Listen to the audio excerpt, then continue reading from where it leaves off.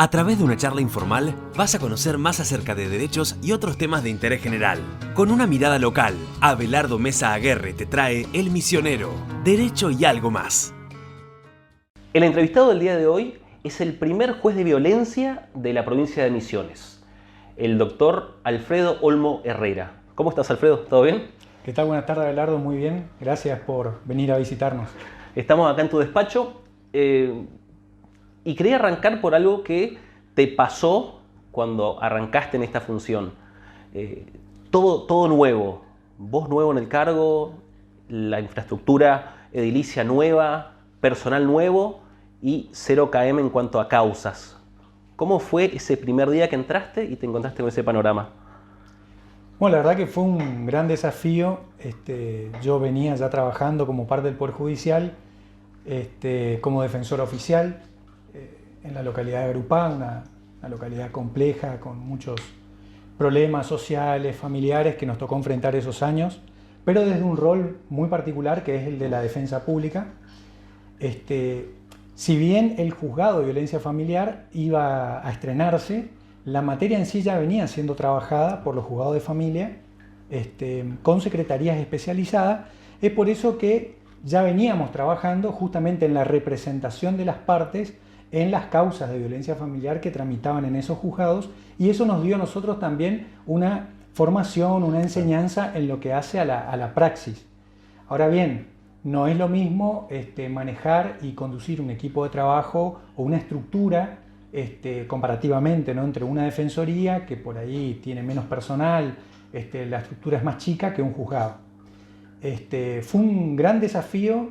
El Poder Judicial tuvo un tiempo de armado, de proyección, se terminó la parte de edilicia, la parte de selección del personal y demás, y bueno, cuando se dieron las condiciones mínimas necesarias y además la ciudadanía lo venía reclamando de hacía mucho tiempo, se pone en marcha el 12 de junio del 2017.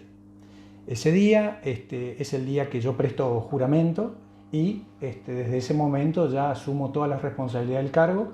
Día hábil siguiente ya estuvimos acá en este mismo despacho encarando el primer día de trabajo. Igual, lo de 0 kilómetros duró muy poco. ¿Cuántas denuncias en promedio recibían por turno? Bueno, al principio fuiste el primer juez de violencia familiar, antes era el juzgado único. ¿Cuántas denuncias aproximadas recibe un juzgado por mes?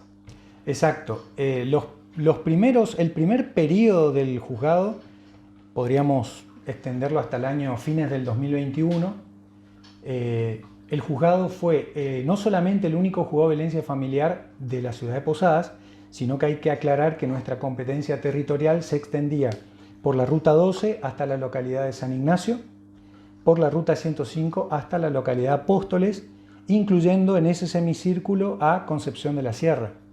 Es decir, que todas las localidades sobre la línea de la ruta 12, sobre la línea de la ruta 105, caían en la competencia del juzgado de violencia familiar número 1. Más allá, que es un tema aparte para poder charlarlo después, sobre la competencia y la acción de los jueces de paz en las localidades.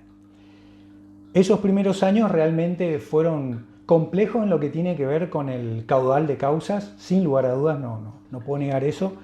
Teníamos turno permanente y podríamos hablar de un número aproximado llegamos a 600 denuncias por semana.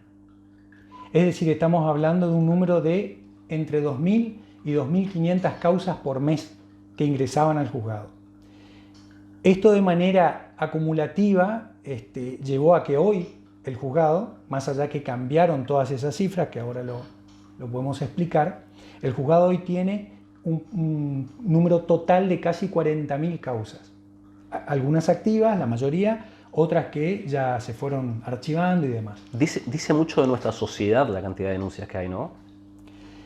Sí, es una lectura como la realidad de la violencia de género y la violencia familiar tiene que ver con algo que es multicausal. Es una realidad muy compleja para analizarlo desde un solo lugar o tomando como elemento un solo dato, por ejemplo, la cantidad de causas. Porque también es cierto, y esto lo hemos hablado en distintas oportunidades, en ámbitos de intercambio, de capacitación, también hay una mayor visibilización de los derechos de la mujer, hay un empoderamiento de los sectores más vulnerables, es decir, nosotros por ahí somos de una generación diferente. Hoy los adolescentes y los niños estudian en la escuela cuáles son sus derechos, los ejercen y exigen que el mundo adulto los respete. La mujer conoce sus derechos, lucha por los espacios que le corresponden. Los adultos mayores hoy cuentan con instrumentos internacionales, interamericanos de protección de sus derechos.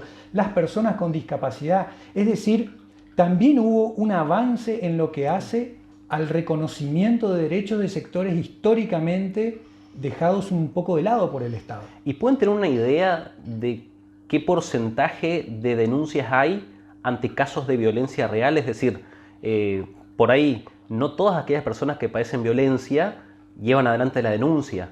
¿Se puede tener una idea de qué proporción hay entre los que denuncian y los que no denuncian? Y es muy difícil. Es muy difícil estimar esto, porque yo siempre digo, nosotros cuando hay un femicidio podemos contabilizar la cantidad de femicidios a nivel país, a nivel región, a nivel provincia y a nivel ciudad. ¿Por qué? Porque el femicidio es un hecho concreto que históricamente sucedió. Entonces lo podemos registrar. En cambio, estos hechos que se evitan, por ejemplo, de repente una medida cautelar de restricción de acercamiento o una exclusión llevada a cabo en el momento justo indicado, podemos suponer que hemos evitado un daño, podemos suponer que evitamos una muerte o una agresión.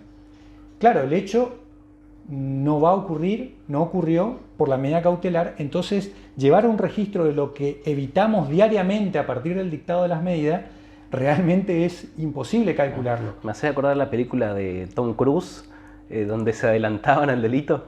No sé, sí. Minority Report. Sí, es una gran película. Sí.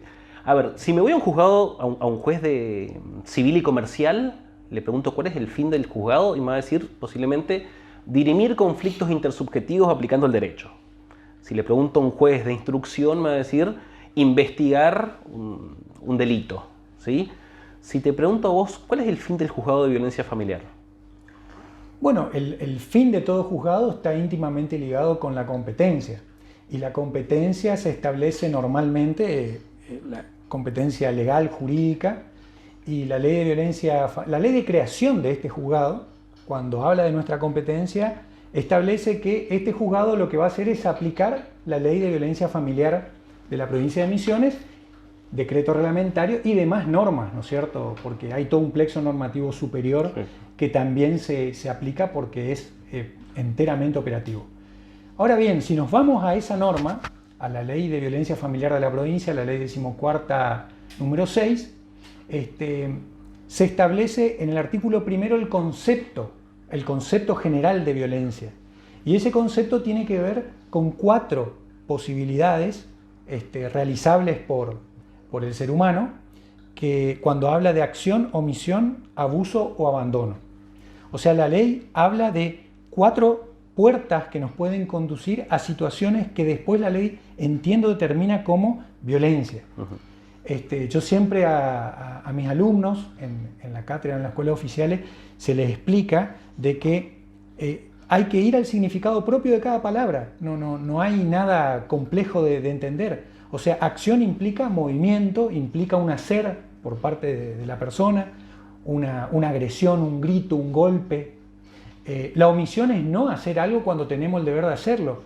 Acá entra a jugar, por ejemplo, como forma de agresión o de violencia, cuando de repente un progenitor no responde a los deberes que tiene de asistencia alimentaria con sus hijos, omite el deber que tiene.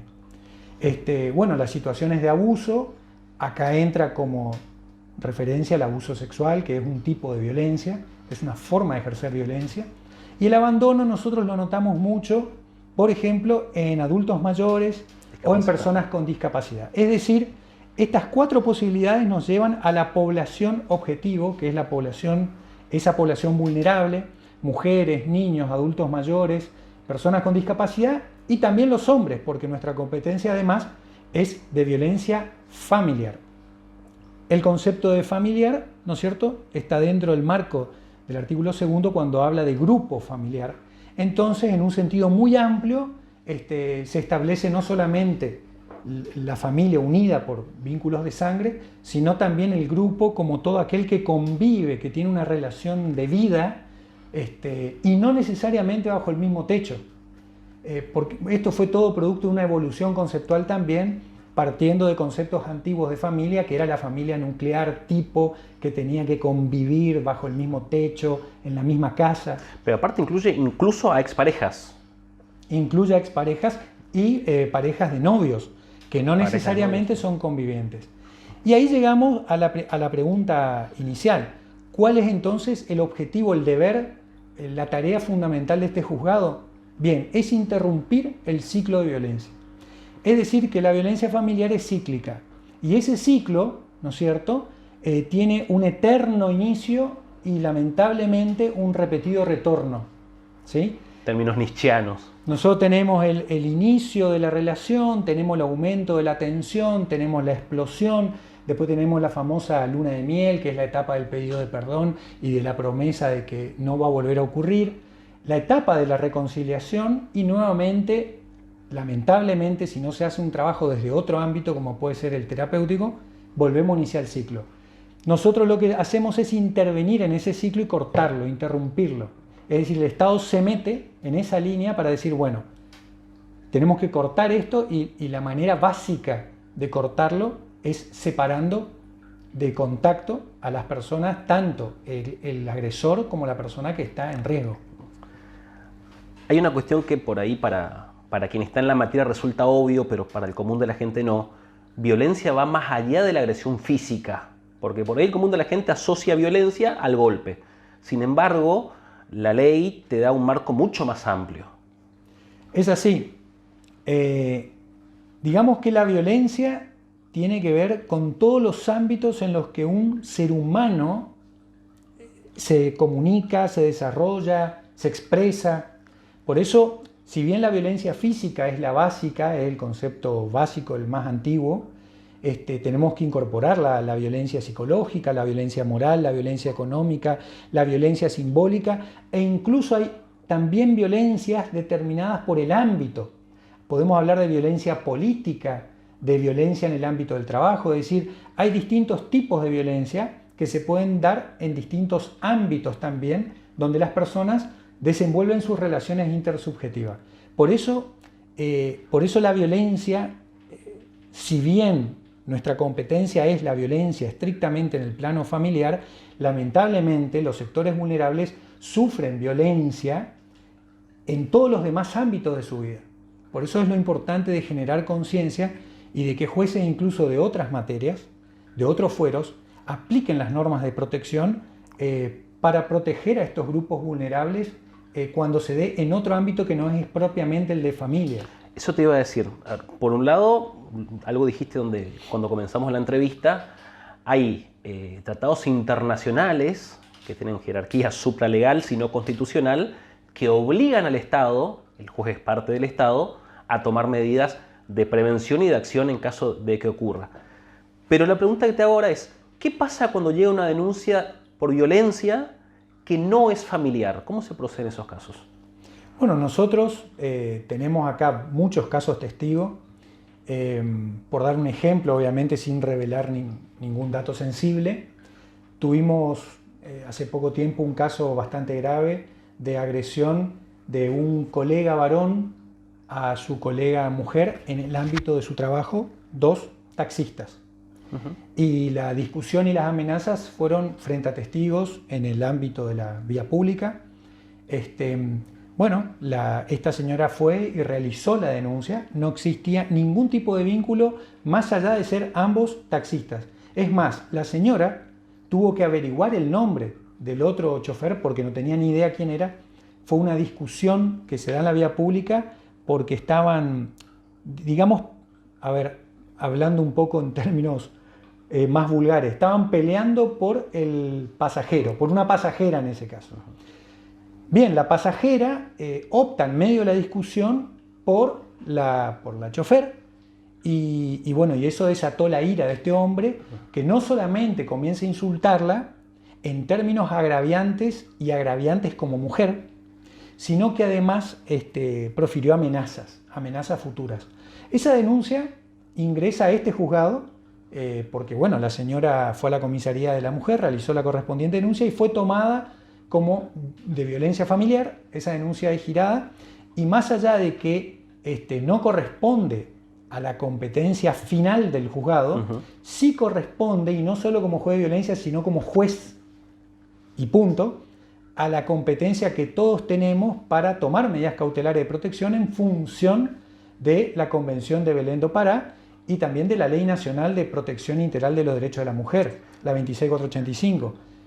En función de esas normas y no de la Ley de Violencia Familiar, se tomaron las cautelares correspondientes y después se giraron al juez competente. Permanentemente escuchamos hablar de Belén do Pará. Belén do Pará no es una chica, es una convención internacional, ¿sí?, que tiende a proteger a la mujer. Contanos un poco acerca de ella. Bien, Belén do Pará es una localidad que queda en el estado de Fortaleza, en Brasil. Acá hay que hacer una mención a un caso muy importante que hubo en Brasil en la década del 80. Hay un caso, año 1983, justamente, el caso de la señora María da Pena, Maya Fernández. Era una biofarmacéutica, es en realidad porque ella está viva, gracias a Dios, pero el caso de ella fue emblemático por el nivel de violencia. Ella tuvo 3 atentados contra su vida por parte de su marido y padre de sus hijos en su domicilio familiar. Y bueno, para no meternos en el caso, eso llevó a que el Estado brasilero demore en tomar las medidas. Incluso entrando el año 2000 todavía la causa penal no se había cerrado, el hombre nunca había estado detenido y todo eso llevó a que la señora Fernández haga una presentación ante la Corte Interamericana de Derechos Humanos, fallo que obviamente termina condenando al Estado de Brasil, que va a ser el primer caso donde la Corte Interamericana condena a un Estado por el incumplimiento de Belén do Pará. ¿Qué había pasado? En el medio de ese camino, en el año 94, se dicta la Convención Interamericana de Belén do Pará para prevenir, sancionar y erradicar la violencia contra la mujer. Es una convención interamericana, fue dictada por la OEA, estamos hablando del año 94, o sea, estamos hablando de una convención que ya tiene varias décadas. La Argentina va a ratificar Belén do Pará en el año 96, apenas 2 años después del dictado. Y bueno, finalmente todavía está en este proceso de constitucionalización de Belén do Pará, pero nosotros tenemos una herramienta jurídica anterior a Belén do Pará que tiene jerarquía constitucional desde el año 94, que es la famosa CEDAW, que es la Convención Internacional contra la Discriminación hacia la Mujer, que es una convención de la ONU del año 79, que la Argentina la ratifica en el 85 y en el 94 adquiere jerarquía constitucional. Es decir, que nosotros tenemos un bloque normativo muy importante con la CEDAW, con Belén do Pará y con las normas nacionales que se dictan posteriormente. Todas estas normas tuvieron un fuerte impacto también en la capacitación de quienes integran el Estado. No solo los jueces, sino, pienso en este momento especialmente en los policías, que son quienes en primera instancia reciben la denuncia usualmente. ¿Cómo fue esta capacitación? ¿Qué cambios se produjeron? Bien, ese es un tema central en esta materia y en toda política pública que el Estado intente enfrentar. ¿Y esto por qué? Porque Belén do Pará lo que determina en el artículo 7 son las obligaciones de los Estados. Y esas obligaciones que deben asumir los Estados está dirigido a los 3 poderes del Estado e incluso ONG y entidades privadas. Pero hablando propiamente del Estado, apunta al Poder Ejecutivo, al Poder Legislativo y al Poder Judicial. Nacional, provincial y municipal. En los 3 niveles. En lo que hace al Poder Legislativo, justamente se ha notado el cumplimiento porque es notable el desarrollo de la legislación, tanto como bien dijiste, municipal en la provincia de Misiones y a nivel nacional, que va en ese sentido. En el orden del Poder Ejecutivo también, porque se han creado las distintas administraciones que han pasado en estas últimas décadas, han ido creando con distintos nombres, distintas denominaciones, los ámbitos institucionales donde se trabajan y aplican las políticas públicas vinculadas a la lucha contra la violencia de género, a la promoción de los derechos de la mujer y de la familia, etc.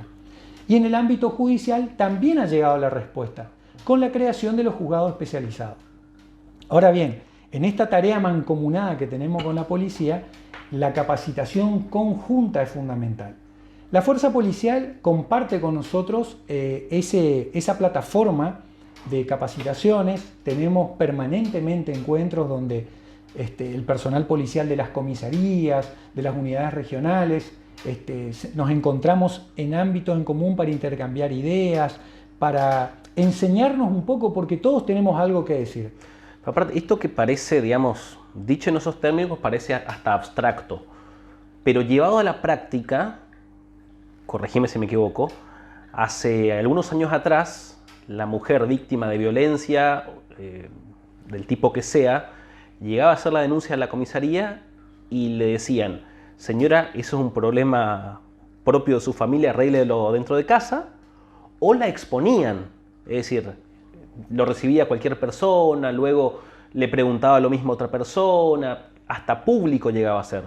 Hoy por hoy se ha trabajado en que la recepción de esa persona sea mucho más discreta, la persona esté capacitada para ello.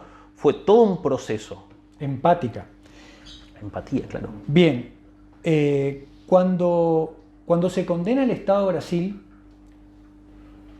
dentro de la lectura de los puntos que la Corte Interamericana de Derechos Humanos le exige a Brasil, estamos hablando de fines de los 90, principio del año 2000, le dice: usted tiene que crear comisarías de la mujer dentro de esas exigencias.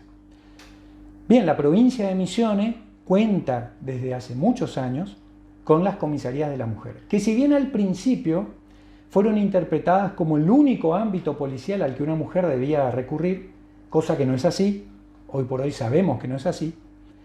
Lo que más se trabaja permanentemente con el personal policial y sobre todo con el personal encargado de la toma de la denuncia, del acompañamiento de la víctima, de la ejecución de las medidas y demás, es la denominada perspectiva de género, que es un concepto cuestionado, que en los ámbitos académicos todavía despierta voces apasionadas a favor y en contra.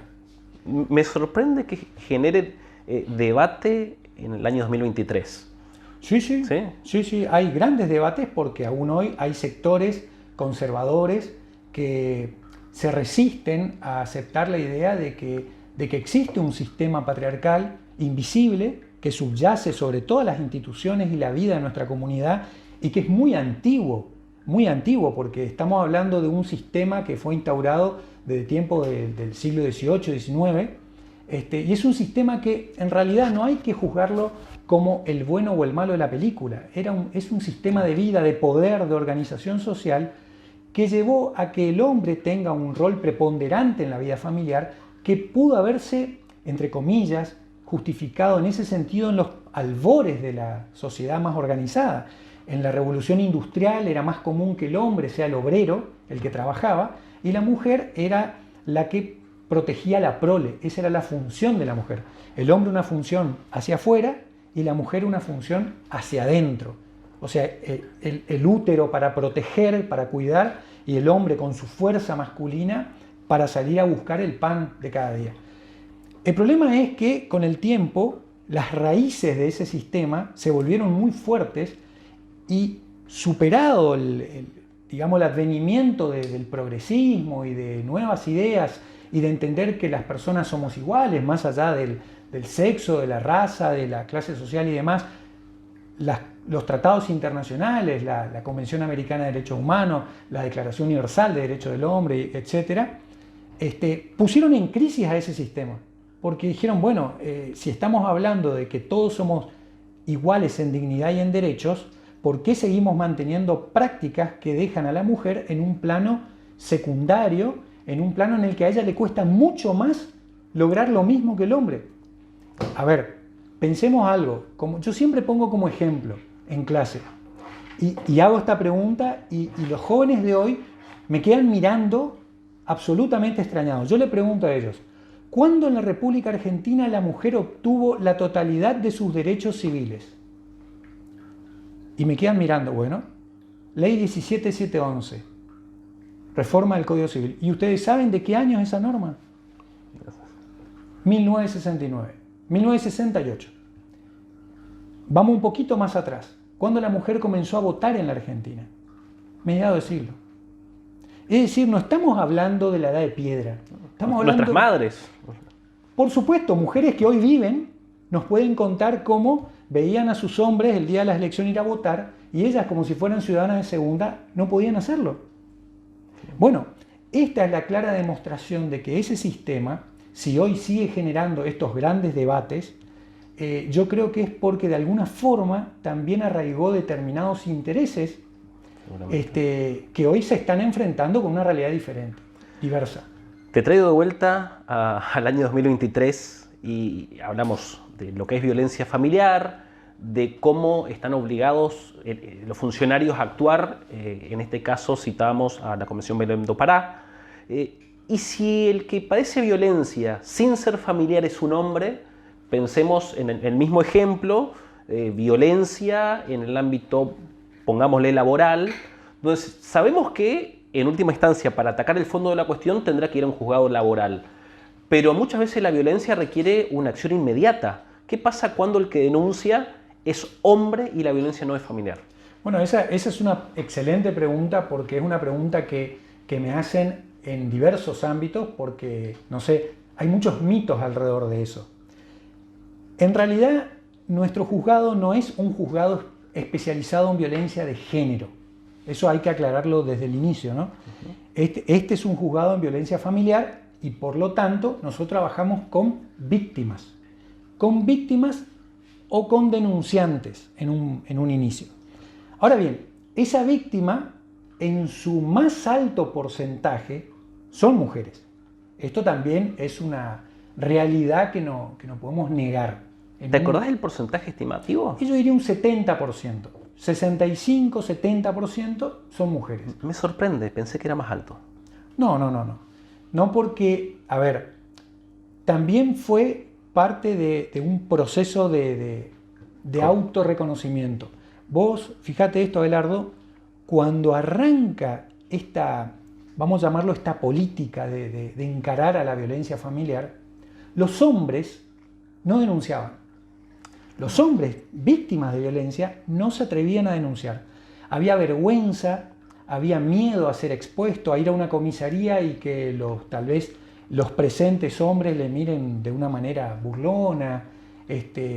Se sentían poco hombres tal vez por no tomar ellos mismos la situación con sus manos, como lo tiene que hacer un hombre. Y esto también fue parte de un proceso de transmisión, de enseñanza, de aprendizaje, de hablar en diversas instituciones, que los medios vayan reproduciendo esto a la totalidad de la comunidad y que los hombres se den cuenta que ante todo somos titulares de derechos. El género o el género asumido o nuestro sexo biológico no nos define en cuanto titulares de derechos. Lo que nos define como tales es el hecho de ser persona. Y parece algo básico, algo que hasta un niño debería entenderlo, pero es algo un poco novedoso. Los hombres cada vez más concurren a denunciar. ¿Y esto por qué? Porque no es que ahora hay más violencia hacia los hombres, siempre la hubo. Lo mismo que con las mujeres. Exacto, siempre. Pero, volviendo al caso, entonces, hay una denuncia de un hombre, pero no es violencia familiar. ¿Cómo se procede en estos casos? Bueno, ahí depende la casuística, porque en esta materia la casuística supera enormemente nuestra imaginación y la posibilidad de calcular. Caso concreto podría ser, hay muchos hombres que son víctimas de delitos por parte de mujeres, que pueden incluir o no una relación de familia. Hay hombres que son amenazados, hay hombres que son privados de ver a sus hijos en un exceso de ejercicio, entre comillas, del rol materno, de la responsabilidad parental por parte de la mujer. Hay falsas denuncias, hay casos donde hombres son víctimas de falsas denuncias de abuso con un fin extorsivo. En esos casos, dependiendo el contexto, nosotros podemos tomar medidas cautelares. Nosotros digo, y cualquier juez lo debería hacer, tomar medidas cautelares en el sentido de, en el inicio, proteger incluso a ambas partes.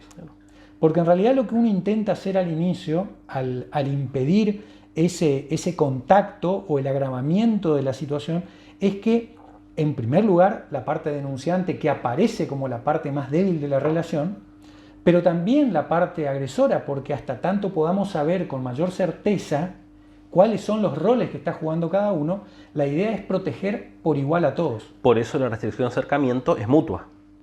Sí, no en todos los casos, no en todos los casos. En particular depende el criterio del juez frente al caso concreto. Nosotros tenemos un porcentaje importante en restricciones que ya se transforman en restricciones mutuas. Incluso hay veces que cuando las restricciones son mutuas, la parte denunciante, si se quiere la palabra, se enoja con el sistema judicial porque dice, ¿cómo puede ser que yo hice la denuncia y me restringen a mí acercarme a él cuando en realidad el malo de la película es él, que es el agresor? Y sin embargo, el aplicar una medida cautelar de restricción de acercamiento o incluso una exclusión del hogar no es tampoco determinar que esa persona haya sido autora de los hechos que se le imputan, porque eso ameritaría una producción probatoria y todo un camino que exceden los tiempos a la premura de impedir un hecho más grave. Entonces, lo que nosotros respondemos a eso es que no, que nadie está haciendo un juicio de valor, nadie está tratando de afectar la imagen incluso social. Hemos tenido planteos de toda clase con respecto a las medidas cautelares y en definitiva la jurisprudencia más firme, tanto desde la Corte Suprema para abajo, es consistente en que estas medidas, como no hacen referencia al fondo de la cuestión, nosotros no hacemos mérito de las partes, salvo ya cuando estamos frente a una situación donde hubo un agravamiento, donde hubo una acción que se ha repetido en el tiempo, donde hay prueba policial y judicial recolectada que nos ha demostrado que estamos en presencia de un agresor o de una agresora, podemos de repente llegar a esa conclusión. Uh-huh. ¿Quiénes pueden realizar la denuncia? Bien, una denuncia de violencia familiar la puede realizar cualquier persona, tanto la propia víctima, que es lo más usual, como otra persona que tome conocimiento de que hay alguien que está sufriendo violencia. Ahora bien, existen distintos niveles de denunciante, si podemos decirlo así. Hay personas que podrían hacer la denuncia y eso incluye a la propia víctima, que no está obligada a denunciar su propia situación. Sería obviamente lo más prudente, pero no está obligado a hacerlo. Podría ser un tercero que tampoco estaría obligado, o sea, el hecho de ser un amigo, un vecino, tenemos un deber moral tal vez, pero la ley no nos obliga a hacer esa denuncia. Pero después tenemos sujetos que están obligados por ley a hacer la denuncia, incluso con consecuencias también legales por no hacerlo. Uh-huh. Y en esos casos tenemos que hablar, por ejemplo, la ley habla de servicios, pero para que la gente lo entienda en términos más usuales, hablamos de el ámbito educativo, que tampoco la ley determina si tiene que ser el maestro, la maestra, el portero, el secretario de la escuela o la directora. En realidad es la persona que del ámbito de la educación haya tomado conocimiento que existe una persona, un niño, una niña, un adolescente que esté sufriendo alguna situación de violencia. También tenemos que incluir a los servicios de salud y en este caso aclarar que todos los ámbitos se refiere a lo público y lo privado. Uh-huh. Servicio de salud, médico, enfermero, incluso empleados administrativos de hospitales o sanatorios, que en el momento de recepcionar a un paciente o a una paciente surge, ¿no es cierto?, la situación de violencia que ese paciente o esa paciente está viviendo, ya sea por el propio examen médico o porque la paciente se quiebra y cuenta lo que le está pasando. Y finalmente los servicios sociales, denominados así, a muy grandes rasgos, servicios sociales, que ahí podría entrar todo el ámbito de las ONG que trabajan, por ejemplo, en el tercer sector, que trabaja en los ámbitos barriales, como también las áreas. A ver, hay áreas del Estado que son áreas sociales, pero el solo hecho de formar parte del Estado ya nos torna en sujeto obligado. Por eso cuando habla de los servicios sociales, la ley se refiere más justamente a los sectores que, no perteneciendo al Estado, brindan servicios sociales a la comunidad.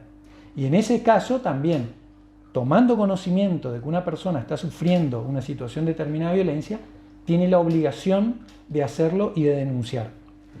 Eso, te adelanto, se hace mediante normalmente informes, y esos informes generan causas nuevas. Nosotros no necesitamos la ratificación de la denuncia por parte de la potencial víctima si el contenido de ese informe es muy grave. Bien. Llega la denuncia, ya sabemos dónde pueden realizar la denuncia, sabemos quiénes pueden y quiénes deben hacer la denuncia. Llega la denuncia al juzgado. ¿Cuál es el derrotero? ¿Cuál es el itinerario que sigue la denuncia una vez que ingresa al juzgado de violencia familiar? Bien, acá simplemente a modo de aclaración tenemos que explicar a la gente que la pandemia a nosotros nos marcó una línea que dividió de manera absoluta el cómo se procedía antes de la pandemia y el cómo lo hacemos a partir de la pandemia. ¿Y esto por qué? Porque la pandemia nos obligó a asumir y aprender nuevas prácticas, rompió todos los paradigmas, y no solo a nosotros, sino también a los operadores judiciales externos, como son los abogados incluso.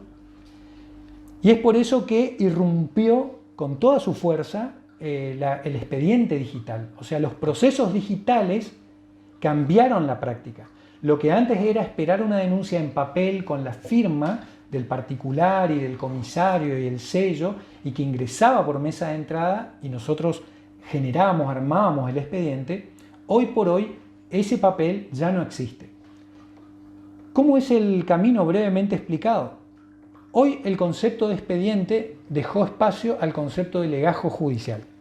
El expediente es hoy digital, dejando muy pocos elementos todavía en formato papel, porque bueno, resta determinada necesidad que se mantendrá por el tiempo que sea necesario. Pero el 80% de lo que antes debía formar parte del expediente en papel ya pertenece solo al mundo digital. La denuncia la remite, vamos al camino más común, que es la denuncia en comisaría. Porque, como decíamos, hay muchos caminos, pero el más común, el más usual y el que la gente conoce es la comisaría. La persona va y realiza la denuncia en comisaría. Esa denuncia, el oficial de servicio o el agente que tome esa denuncia, la toma en una computadora y va cargando un formulario. Ese formulario está homologado por el Estado. Es un formulario que hoy por hoy ha sido renovado, mucho más completo, y que es compartido entre el Poder Ejecutivo por medio de la Policía, Ministerio de Gobierno y el Poder Judicial. Una vez que se toma esa denuncia en sede policial se imprime la denuncia para que el particular pueda firmar su denuncia previo control de todo lo que relató. Una vez que el particular firma la denuncia y que las autoridades de la comisaría también lo hacen, la comisaría escanea esa denuncia y remite digitalmente a la Dirección de Asuntos, Familia y Género, que es una unidad que trabaja dentro del marco, antes se encontraba dentro del marco de la Dirección General de Seguridad, creo que lo sigue estando a nivel interno, porque lo iban a transformar en Dirección General, le iban a dar ese rango por la materia que toca, ¿no? Esa denuncia digitalizada, la dirección la remite directamente al correo del juzgado competente. ¿Y por qué aclaro eso? Porque hoy que existe el Juzgado de Violencia Familiar 1, el Juzgado de Violencia Familiar 2, el Juzgado de Familia y Violencia Familiar de Garupá, el Juzgado Multifuero de Apóstoles, son todos juzgados que antes esas localidades no tenían su juzgado de primera instancia y se remitía todo a este juzgado. Hoy por hoy, de acuerdo al domicilio, de acuerdo a la existencia de causas anteriores, la policía hace ese análisis previo y remite al juzgado competente. Nosotros acá, a nivel interno, tenemos lo que se denomina mesa de entrada virtual, que es, en definitiva, es un equipo de trabajo de 3 o 4 personas que tienen sus PC conectadas con el correo oficial del juzgado abierto permanentemente toda la mañana, y ellos van justamente observando las denuncias que van ingresando. Ingresada una denuncia al juzgado, lo que se hace es generar el expediente. ¿Qué significa generar el expediente? Es darle un número de expediente y la carátula, que es lo que la gente conoce como número 32.400/2023, Fernández Gustavo contra lo que fuere, violencia familiar. Ahí se prepara el legajo. El legajo va a tener impreso en papel la denuncia, la carátula, que para alguien que le tocó transitar, que no sea abogado, que le tocó transitar un juzgado, es más o menos de este color, un cartón más o menos color marrón, color arena, con la carátula pegada en la tapa. Entonces la persona sabe que ese es su expediente porque ahí está su nombre. ¿Cuál es la diferencia? Que todos los actos propios y externos que se desarrollen con posterioridad a esta denuncia impresa ya no se imprimen, salvo las resoluciones judiciales. Que es así, se imprime ese legajo. Pero todo lo demás, constancias de notificaciones, ampliaciones de denuncia, incluso los escritos de los profesionales, ya no se imprimen, se trabaja digitalmente. Una vez que está generado el expediente, ese expediente se gira a un área interna de secretaría que actúa un poco como el repartidor, y se asignan los expedientes por secretario. Este juzgado actualmente tiene 4 secretarios. Cada secretario va recibiendo diariamente asignados los expedientes que le corresponde trabajar, y cada secretario tiene a su vez a cargo un pequeño equipo de proveyentes o instructores, dentro de los cuales el secretario les irá descargando estas causas y dándole las indicaciones que correspondan. Obviamente que toda esa tarea, todo ese trabajo es con permanente consulta con el juez, con el titular del juzgado, para opinar sobre el camino a tomar, las medidas que adoptaremos, si correspondería correr vista o no al fiscal de instrucción, si corresponde darle intervención o no al Ministerio Público Pupilar, etc. Eso te iba a decir, el trámite difiere si el hecho es potencialmente delito o no. Sí, en realidad ya difiere desde sede policial. Nosotros tenemos casos donde surge evidente el delito dentro del hecho de violencia familiar, y es la propia fuerza la que hace la doble remisión, la causa de violencia a nosotros y la denuncia penal al fuero penal. Otras veces no se hace en sede policial esa remisión, y nosotros del análisis de la denuncia podemos entender que potencialmente podría existir un delito. Entonces se remite al titular de la acción penal pública, que en el sistema judicial de la provincia de Misiones es el fiscal. El fiscal es el que va a analizar esa denuncia, y si entendiera que puede haber un delito a investigar, le requerirá a su juez de instrucción el inicio de la causa. Bien. Digo la mujer porque por ahí es la que prima facie uno lo imagina más vulnerable. ¿Qué pudo hacer el Estado, el juez, el Poder Ejecutivo, en general, qué pudo hacer el Estado por una mujer que ha sufrido violencia, especialmente en las primeras horas, que son por ahí las más críticas? Bien, nuevamente vamos a la casuística y lo podemos explicar con ejemplos.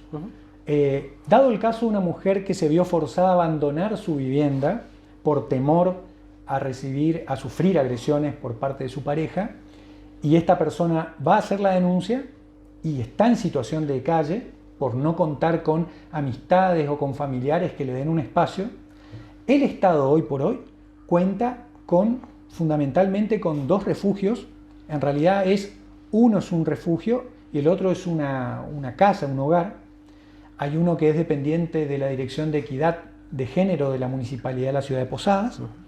Son una suerte de pequeños departamentos donde de manera provisoria pueden alojarse estas mujeres. Y después está el refugio, propiamente dicho, de la Subsecretaría de Relaciones con la Comunidad, que son dos ámbitos totalmente distintos porque el refugio para víctimas tiene todo un protocolo de ingreso y de permanencia totalmente diverso a lo que es un hogar. En un hogar uno se maneja de otra manera, uno puede tener su celular y demás.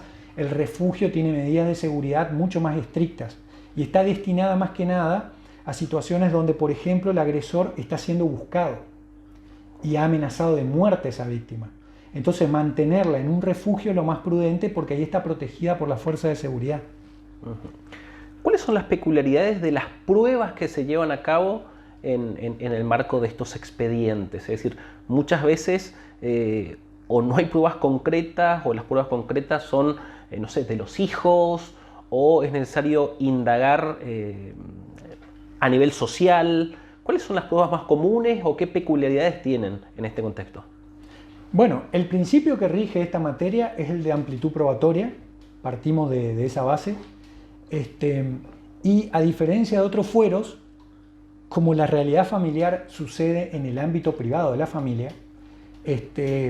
lamentablemente los testigos forzosos de estas realidades suelen ser los hijos u otros familiares que conviven con el mismo grupo familiar, y esa prueba, que serían testimoniales, incluso hasta muchas veces son duras de producir y de tomar porque realmente es reproducir una serie de vivencias y de acontecimientos muy dolorosos, pero la prueba testimonial es muy importante. Yo le doy un valor superlativo al testimonio de los hijos. Superlativo, ¿por qué? Porque los niños, los adolescentes, cuando asumen la responsabilidad de estar frente al juez y ellos entienden que lo que van a decir va a tener consecuencias futuras, realmente lo hacen con una solvencia, tal vez con temores, con nerviosismo propio incluso de la edad. Hay testigos mayores que también todos nos ponemos nerviosos frente a la posibilidad de declarar ante un juez, pero los adolescentes y los niños en sus declaraciones son muy importantes. También, como medio de prueba muy utilizado por nosotros, tenemos los informes de interacción familiar. Algunos lo hace el servicio, digamos, interdisciplinario de la Policía Provincial, los equipos de la policía. Otros lo hacen los equipos propios del Poder Judicial, que ahí tenemos separadamente, ¿no es cierto? Por un lado tenemos el servicio social, que lo que nos hace son informes socioambientales, porque es un equipo de trabajadores sociales que específicamente hacen informes socioambientales. Por otro lado tenemos el gabinete del cuerpo médico forense, el gabinete psicológico, donde ellos lo que nos brindan son informes psicológicos. Y aclaro esto porque no es lo mismo un informe de interacción familiar que estos dos instrumentos. Son elementos diferentes, basados en una misma realidad, pero que miran distintos fragmentos de esa realidad.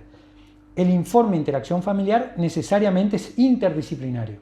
Y eso lo hacemos mediante, por ejemplo, nuestro equipo técnico interno del juzgado, compuesto por trabajador social, psicólogos y una psicopedagoga, que va al domicilio del grupo familiar y realiza las entrevistas in situ.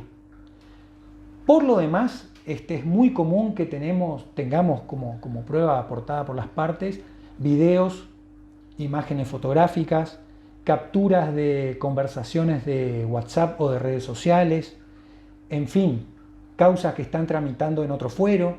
Esas capturas, ¿cómo luego se corroboran que sean efectivamente del número señalado? Bueno, algunas partes, digamos, algunos profesionales ya se ocupan de eso previamente, lo hacen mediante alguna certificación notarial, un escribano, que una vez que ya entra como algo certificado, le da otro, digamos... Claro, otra fuerza. ¿Cómo finaliza un expediente de violencia familiar? Yo creo que es como la historia de una familia. Nunca finaliza. Vamos a lo formal. Podríamos decir que la medida venció hace 6 meses, vino la parte y dijo, estamos bien, aquí no ha ocurrido más nada, pedimos el archivo de la causa. Bueno, hecha la salvedad del caso, si se decretara ese archivo, decir que esa causa se cerró, ni siquiera puedo estar seguro de eso, porque dentro de 3 meses el mismo grupo familiar entra a una nueva crisis y esa nueva crisis me va a llevar a mí que yo tome como antecedente necesario esta causa que, si bien está archivada, guarda dentro de ella, guarda la historia familiar que a mí me va a permitir entender e interpretar mucho mejor lo que está pasando ahora. Por eso, a diferencia de otros fueros donde sí existe la cosa juzgada, donde las causas se cierran y culminan, o en el ámbito con una penal, sentencia especialmente. Exacto. O en el ámbito penal, que alguien no puede ser perseguido 2 veces por la misma causa y demás. Bueno, en este fuero las historias se abren, se cierran, se reabren, algunas culminan y otras siguen. Parecía estuviera Como la una vida novela. misma. Es como la vida misma. Pasado ya un tiempo, ¿sí? ¿En qué mejoramos, especialmente desde el punto estadístico, pero puede ir más allá de la estadística, en qué mejoramos como sociedad, no solamente con los juzgados de violencia, sino haciendo hincapié en esto? ¿Es palpable la mejora?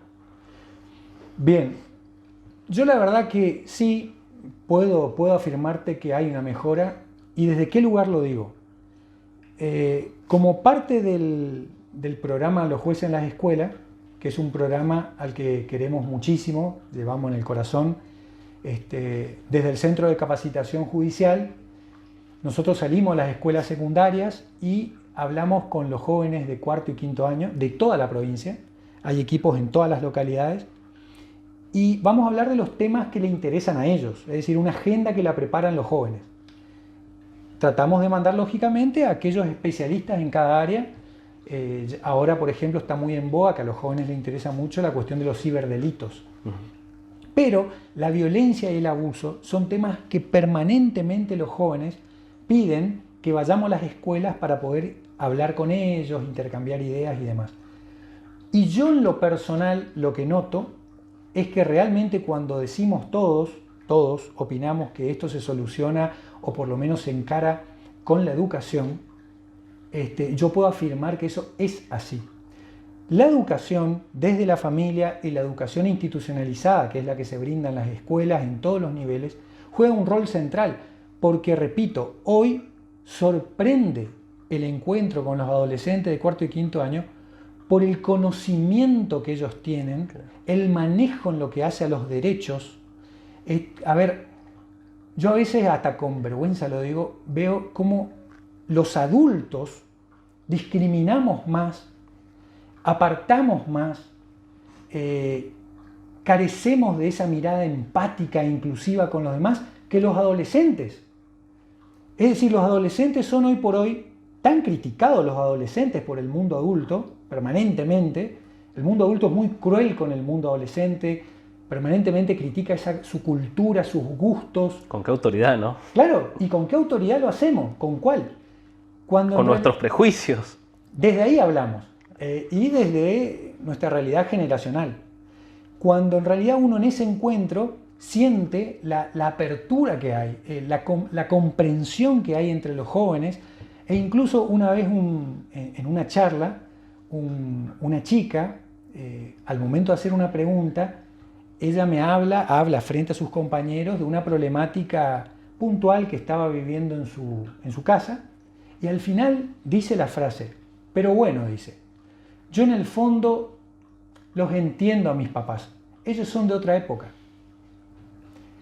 Y fue una mirada cómplice entre los chicos, porque esto es real. Y si ellos lo están entendiendo, yo creo que como ellos son el futuro, no nosotros somos el transitar, ya el futuro son ellos que están viniendo pidiendo espacio y ganándose ese espacio. Yo tengo la esperanza que estos temas que hoy seguimos discutiendo de un hombre que intenta matar a su pareja, que lastima a sus hijos, una mujer que abusa del hijo, los hijos que abandonan a su padre anciano y lo deja morirse de una enfermedad terminal en el abandono, yo creo que también va a ser generacional.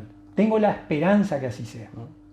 Bueno, Alfredo, la idea un poco de esto es justamente difundir este tipo de hechos, este tipo de conocimientos, a efecto de generar por ahí esta conciencia a la cual se referencia. Fue un gusto, así que bueno, estaremos hablando. Por favor, el agradecido soy yo. Y bueno, simplemente para cerrar, llamar a la sociedad, siempre lo hago, a reflexionar entre todos de que por más difícil que sea la situación que estemos atravesando, las diferencias que podamos tener con nuestro entorno, siempre hay que hacerlo buscando en un espacio común salidas que sean constructivas, que nos permitan crecer a todos y donde la violencia no tenga espacio. Muchas gracias.